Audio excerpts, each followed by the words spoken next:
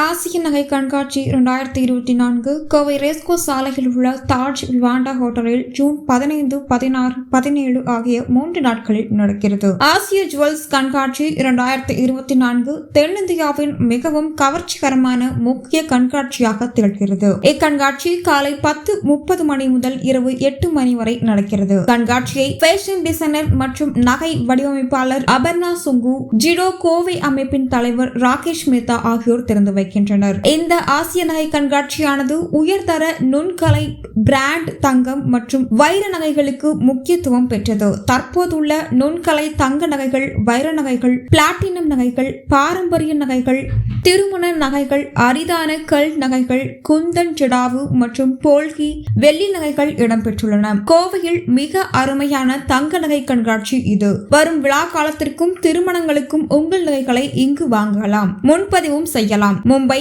பெங்களூரு, டெல்லி, சென்னை மற்றும் கோவையில் உள்ள முன்னணி நிறுவனங்களின் சொகுசான நகைகள் காட்சிப்படுத்தப்பட்டுள்ளன.